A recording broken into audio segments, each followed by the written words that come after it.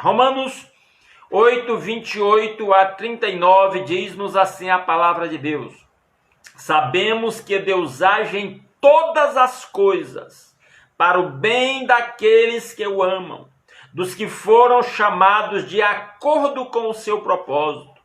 Pois aqueles que de antemão conheceu, também os predestinou para serem conformes à imagem de seu Filho, a fim de que ele seja o primogênito entre muitos irmãos. E aos que predestinou, também chamou. E aos que chamou, também justificou. E aos que justificou, também glorificou. Que diremos, pois, diante destas coisas? Se Deus é por nós, quem será contra nós? Aquele que não poupou seu próprio filho, mas o entregou por todos nós, como não nos dará com ele de graça todas as coisas? Quem fará alguma acusação contra os escolhidos de Deus? É Deus quem os justifica. Quem os condenará? Pois foi Cristo Jesus que morreu e mais, que ressuscitou e está à direita de Deus e também intercede por nós. Quem nos separará do amor de Cristo? Será a tribulação, ou a angústia, ou perseguição, ou fome, ou nudez, ou perigo, ou espada? Como está escrito, por amor de ti enfrentamos a morte todos os dias. Somos considerados como ovelhas destinadas ao matador. Mas em todas estas coisas somos mais que vencedores por meio daquele que nos amou. Pois estou convencido de que nem morte, nem vida, nem anjos, nem demônios, nem o presente, nem o futuro, nem quaisquer poderes, nem altura, nem profundidade, nem qualquer outra coisa na criação será capaz de nos separar do amor de Deus que está em Cristo Jesus, nosso Senhor. Quão preciosa é esta palavra, como eu amo esta palavra. E vamos destacar algumas coisas nesse texto. Primeira delas, no versículo 8 ele diz: sabemos que Deus age em todas as coisas para o bem daqueles que o amam. Lhe faço uma pergunta: você ama a Deus? Você ama a Deus de todo o seu coração, de toda a sua alma, de todas as suas forças, como as Escrituras nos ensinam? Então essa palavra é especialmente para você. Qual é a palavra? Ele está dizendo que Deus está agindo em todas as coisas, inclusive nas crises, inclusive nas epidemias, inclusive nas doenças, inclusive nas adversidades que a gente passa. Quando se diz todas as coisas, são as coisas boas e as coisas ruins. São as coisas que nós gostamos e as que não gostamos. Em tudo Deus está agindo a favor daqueles que o amam. E a Bíblia nos mostra que, na verdade, Deus está agindo a favor de todas as pessoas. Deus está agindo a favor de todas as pessoas. A Bíblia diz que Deus faz nascer o sol sobre maus e bons, faz chover sobre justos e injustos. Então ele age a favor de todas as coisas. O problema é que muitas pessoas não reconhecem isso. Não tem consciência disso, e às vezes até por desconhecer ou de descrer da palavra de Deus. Mas ele está dizendo que os efeitos da ação de Deus são especiais para aqueles que o amam. Então a minha primeira pergunta é: você ama a Deus? Então acredite nessa palavra. Deus está agindo, inclusive nessa epidemia, nessa pandemia. Deus está agindo a seu favor. Deus está agindo para o seu bem. Injeção que nós ganhamos, que nós tomamos, é dolorida, mas é para o nosso bem. Cirurgias que nós passamos, é dolorida, é ruim, mas é para o nosso bem. Então Deus também tem suas injeções, tem suas cirurgias, tem suas disciplinas, que nós achamos ruins, que causam às vezes dor, tristeza, sofrimento, mas é para o nosso bem. É para o nosso aperfeiçoamento, é para cumprir o propósito de Deus em nós. Olha o que ele diz: sabemos que Deus age em todas as coisas para o bem daqueles que o amam, dos que foram chamados de acordo com o seu propósito. Eu e você que entregamos nossa vida a Cristo, nós fomos chamados pelo Espírito Santo para cumprir o propósito de Deus.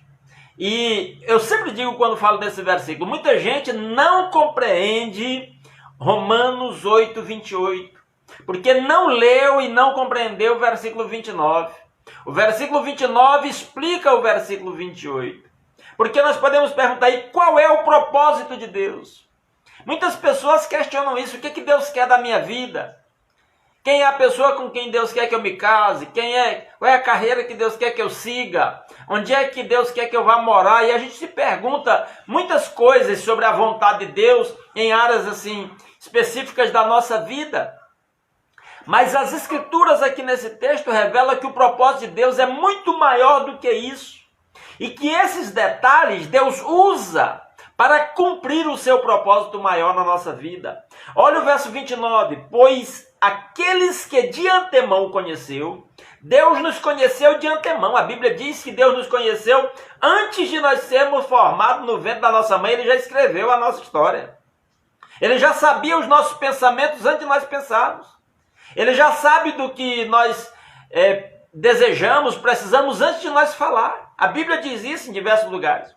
Ele diz, aqueles que de antemão conheceu, também os predestinou.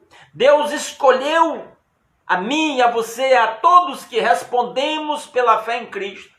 Ele respondeu, ele nos escolheu, e ele diz, para cumprir o seu propósito em nós, ele diz, os predestinou para serem conformes à imagem do seu Filho. Deus está agindo para transformar eu e você na imagem do Filho dele, Jesus Cristo, nosso Senhor. Não é simplesmente a imagem física, porque até não sabemos qual era a imagem física de Jesus, apesar do apóstolo João dizer na sua primeira carta, que quando ele vier nós seremos semelhantes a ele, ressuscitado. Mas aqui ele está dizendo que Deus já está agindo em todas as circunstâncias para cumprir o seu grande propósito em nós, e o seu grande propósito é nos formar a imagem do Filho dele.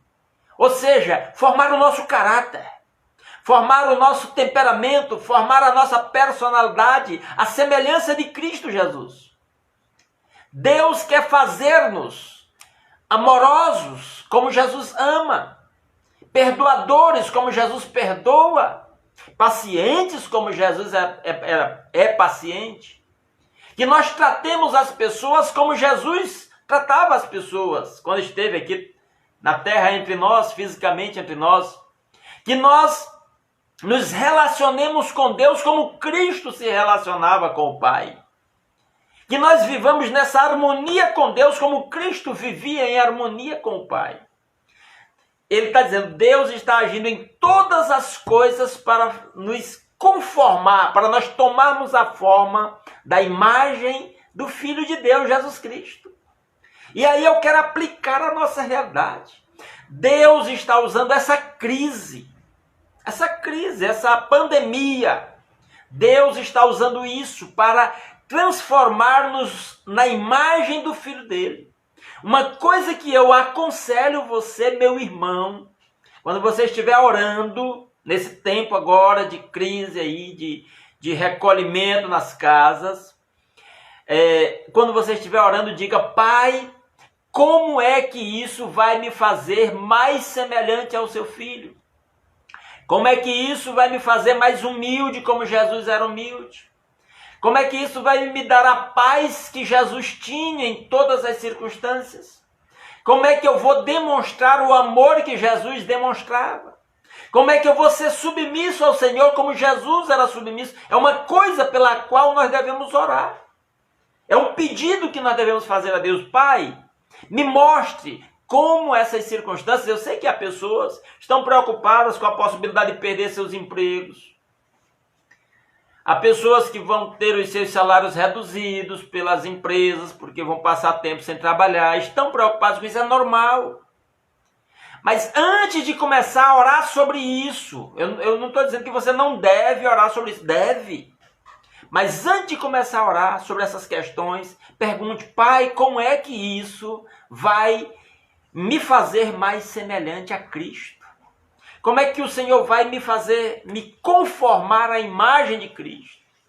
Como é que as pessoas vão ver Cristo em mim cada vez mais a partir dessa experiência que eu estou passando? Aí ele diz: para serem conformes à imagem de seu Filho, a fim de que ele seja o primogênito entre muitos irmãos. A prioridade é Cristo, ele é o primeiro. Nós nos tornamos a imagem de Cristo. A Bíblia diz que nós nascemos a imagem de Adão pecador. Se você quiser ler isso, depois você pode ler lá em 1 Coríntios capítulo 15, me parece que a partir do versículo 45, até mais o final do capítulo. Ele diz que nós nascemos com a imagem do Adão pecador. Mas quando nos rendemos a Cristo, a imagem de Cristo começa a ser formada em nós. Para que Cristo seja o primogênito. Para que ele é o primeiro realmente, humanamente falando, que foi formado a imagem e semelhança do Pai. A imagem e semelhança de Deus é Cristo. E Deus está agindo em todas as circunstâncias que nós estamos vendo. Todas as experiências que você passou, irmão ou irmã. Em toda a sua vida. As experiências que você gostou e as experiências que você não gostou. As pessoas com quem você conviveu.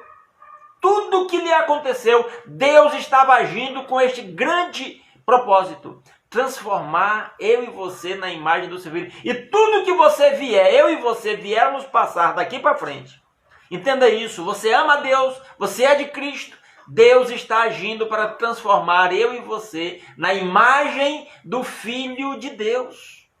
Olha isso. E ele continua dizendo, versículo 30, e aos que predestinou também chamou. Deus nos chamou, aos que chamou também justificou. Quando nós nos rendemos a Cristo, Deus nos justifica. Nossos pecados estão perdoados. O apóstolo Paulo diz que aquele que está em Cristo é nova criatura, as coisas velhas passaram, tudo se fez novo. No livro de Hebreus diz que dos seus pecados eu não me lembrarei mais, Deus está dizendo. Lá entre os profetas menores, me parece que Miqueias diz, Deus diz que nossos pecados serão lançados nas profundezas do mar. E aqui o apóstolo Paulo está dizendo que nós somos em Cristo justificados. Aos que justificou também glorificou. Ele toma a glorificação como certa. Ele coloca no passado, já aconteceu, apesar de que a Bíblia nos mostra que isso se concretizará de fato na volta de Cristo. Mas aos olhos de Deus, nós já estamos glorificados. Às vezes para o mundo nós não valemos muita coisa.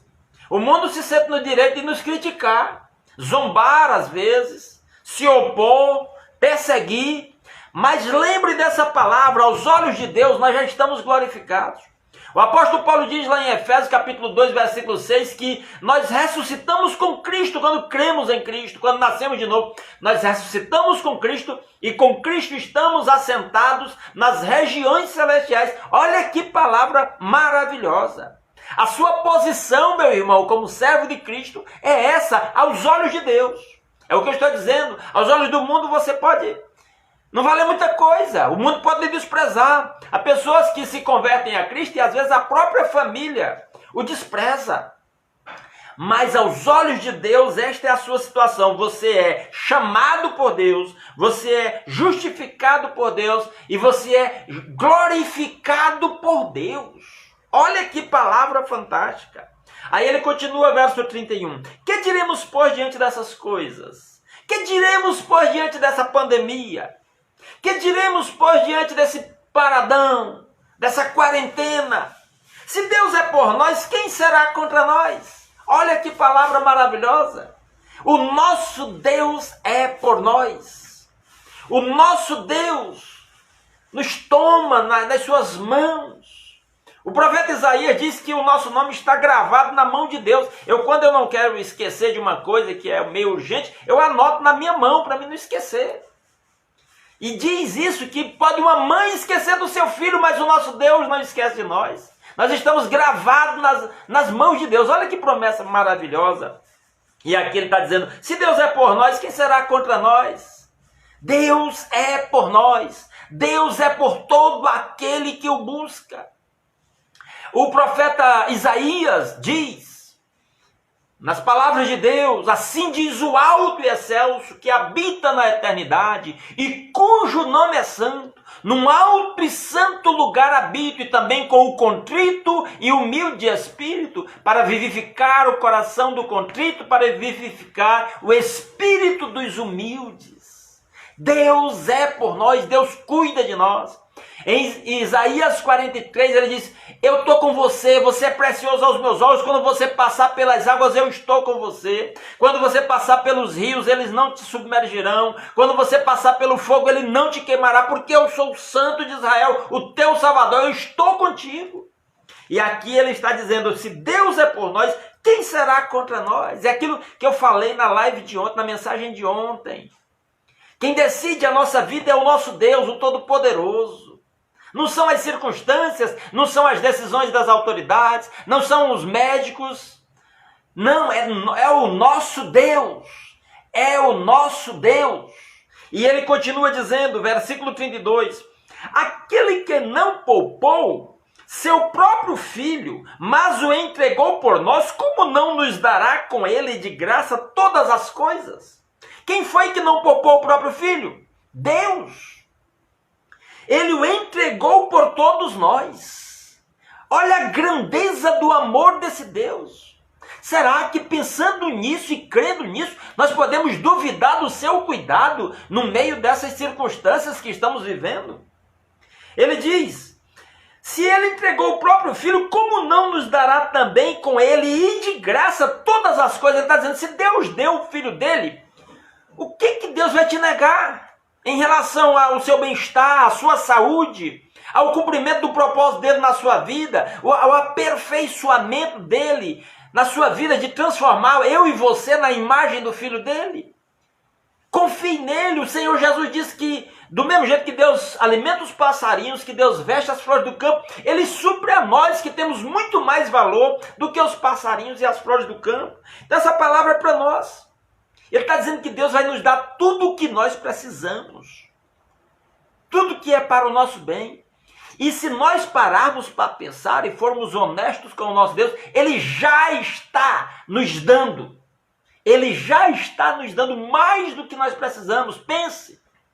Você provavelmente tem muito mais roupa no seu guarda-roupa do que você precisa. Com a metade delas você viveria bem.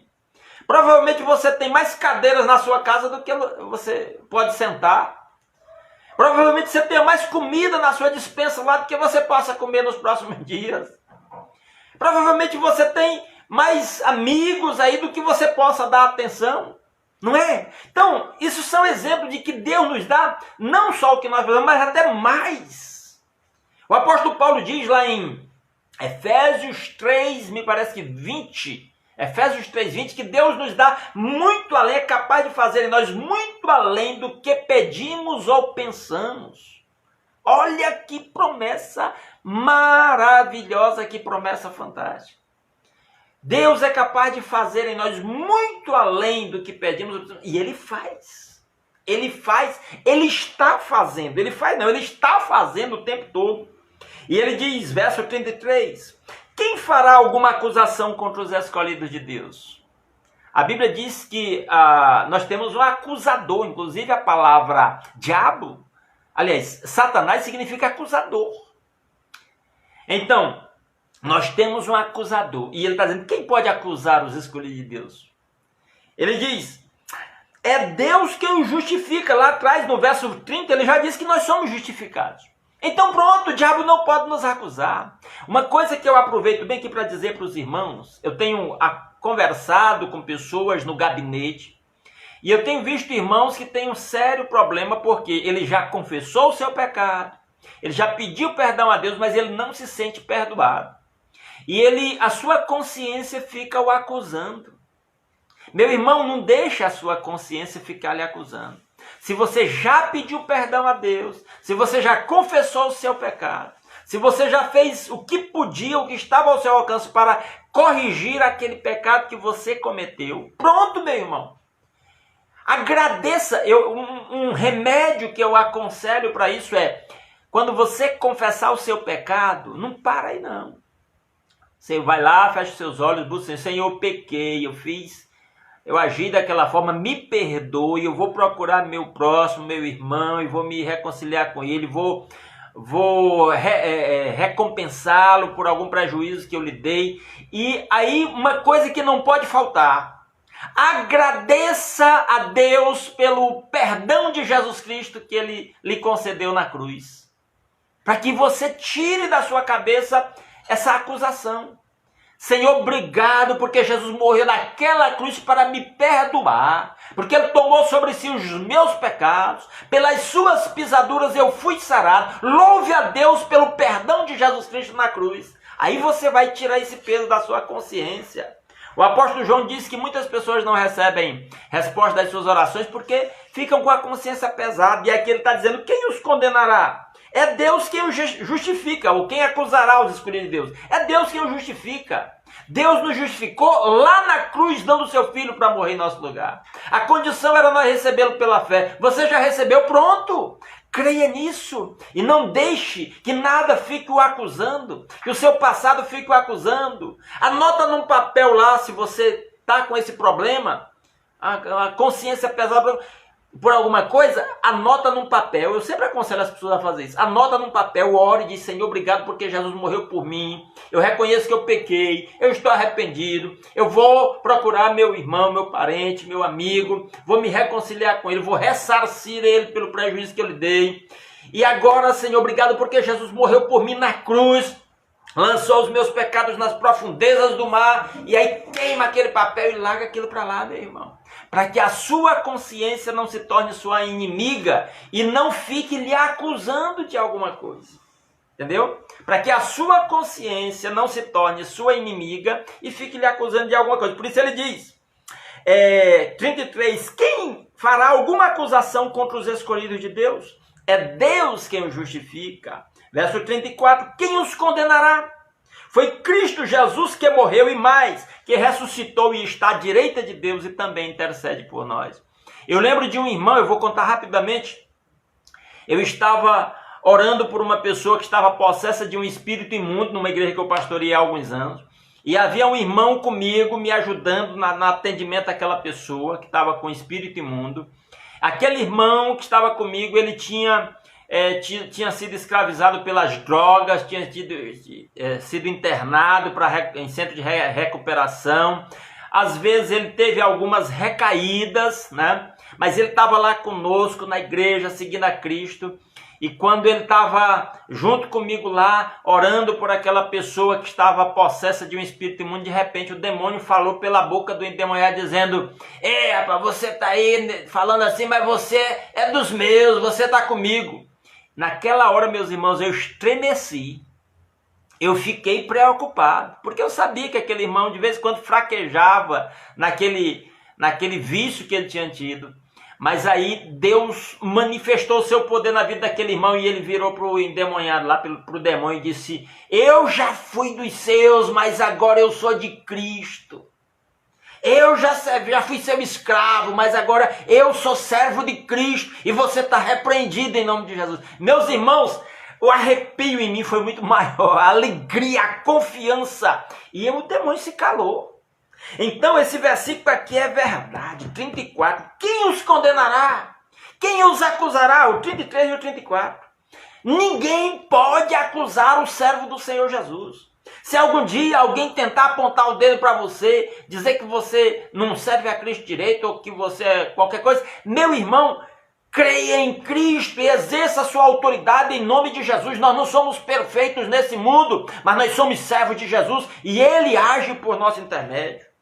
Então ele diz: quem os condenará? Foi Cristo que morreu e mais, que ressuscitou, está à direita de Deus e também intercede por nós. Você sabia disso?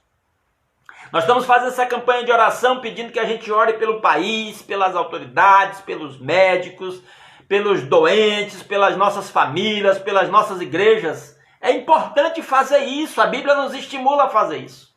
Mas você sabia que a Bíblia diz isso aqui? Tem alguém 24 horas por dia à direita do trono do Deus Todo-Poderoso, intercedendo por mim e por você. Você sabia disso? Releia o versículo 34. O versículo 34 está dizendo que ninguém pode nos condenar, porque tem uma pessoa especial que está à direita do trono de Deus na glória, 24 horas por dia, 7 dias por semana, 365 dias por ano, intercedendo por mim e por você. E esse que está fazendo isso nunca pecou. Esse que está fazendo isso venceu a carne, venceu o mundo, venceu o diabo, morreu sem pecado, ressuscitou e está à direita de Deus intercedendo por mim e por você. Você sabia que ele está intercedendo, inclusive por essa epidemia? Ele está intercedendo e ela só vai alcançar aquele a quem o propósito de Deus se cumpra. E se alcançar a mim e a você é para o meu e para o seu bem. Já foi dito lá no versículo 28 e 29. Acredite nisso. Será para o seu bem. E se ele não quiser, não vai acontecer com você. Não vai acontecer com você. Porque ele está dizendo, Cristo está à direita de Deus. À direita. Vou apontar aqui com a mão direita. Intercedendo por nós, por mim e por você. Todo dia, 24 horas por dia. Olha que promessa maravilhosa. Eu fico muito feliz de saber que meus irmãos em Cristo oram por mim, que minha família ora por mim, meus pais oram por mim. Meus pais todas as noites lá se sentam, pegam a Bíblia, leem a palavra de Deus e oram juntos, e oram por cada um dos filhos. Eu fico feliz com isso, saber que pessoas oram por mim, intercedem por mim. Mas esta promessa aqui é a mais fantástica de todos. Cristo intercede por nós. Eu não sei se você tinha parado para pensar nisso. Pense nisso. E quando você for orar, agradeça. Senhor, obrigado porque Jesus Cristo está intercedendo por mim. E Ele sabe o que é melhor para mim. Olha que palavra maravilhosa. Aí ele continua dizendo, vamos caminhar para o final. Verso 35. Quem nos separará do amor de Cristo? Olha a pergunta. Será a tribulação, ou a angústia, ou perseguição, ou fome, ou nudez, ou perigo, ou espada? Ou epidemia? Ou coronavírus? E a resposta, isso aqui é uma pergunta retórica, a resposta é implícita, é óbvia. Ninguém pode separar o escolhido de Deus, de Jesus Cristo. Ninguém. Não é porque depende de mim, não é porque eu sou bom, não. É porque Cristo é o Todo-Poderoso, Ele é o Rei dos Reis e o Senhor dos Senhores. E se eu sou o escolhido dEle, ninguém pode me arrancar da sua mão. Só vai acontecer comigo o que Ele quiser. Aí ele diz, como está escrito, por amor de ti enfrentamos a morte todos os dias, somos considerados como ovelhas destinadas ao matador. Paulo está citando as Escrituras para enfatizar que, por amor a Cristo, muitas pessoas expuseram as suas vidas a perigos. Ainda hoje, em alguns países, se você disser que você é um cristão, você vai ser morto. Países comunistas, países muçulmanos, se você expuser que você é um cristão, você corre risco de vida. Ele diz, nós somos considerados como ovelhas para o matador. Olha, se Cristo veio cumprir o propósito de Deus, incluía morrer em nosso lugar, isso pode acontecer com qualquer um de nós. Mas ele está dizendo, só vai acontecer aquilo que Deus quiser com aquele que é escolhido dele. E aí, para terminar, versículo 37 em diante, mas em todas estas coisas somos mais que vencedores, por meio daquele que nos amou. Quem foi que nos amou? Deus. Quem foi que nos amou? Cristo Jesus. E ele está dizendo, por meio dele, de Cristo Jesus, nós somos mais do que vencedores. Meu irmão, não é que você vai vencer, você já venceu. Porque não foi você quem venceu, foi Cristo que venceu na cruz. E é vitorioso todo aquele que compartilha da vitória de Cristo, que confia na vitória de Cristo, que descansa na vitória de Cristo. Essa epidemia já foi vencida. Esse mundo já foi vencido. Essa crise já foi vencida. E todos os que creram em Cristo são vencedores. E Paulo não está dizendo que é só vencedor, não. Ele está dizendo que é mais do que vencedores. Leia aí na sua Bíblia, versículo 37. Para quem está chegando agora, Romanos capítulo 8. Eu estou lendo desde o versículo 28. Depois, quem está chegando agora, veja a mensagem lá do começo. Tá bom? Reveja depois, quando nós terminarmos aqui. Versículo 38, ele diz: pois estou convencido de que nem morte, nem vida, nem anjos, nem demônios, nem o presente, nem o futuro, nem quaisquer poderes, nem altura, nem profundidade, nem qualquer outra coisa na criação será capaz de nos separar do amor de Deus que está em Cristo Jesus, nosso Senhor. Aleluia! Você é de Cristo, você é discípulo de Cristo, você rendeu a sua vida a Cristo, nada. Como eu disse ontem, digo hoje de novo, decisão do governo, crise, fechamento de fronteira, escassez de alimento, desemprego, crise econômica, doença, seja o que for, nada pode nos separar do amor de Deus, daqueles que estão em Cristo Jesus, nosso Senhor.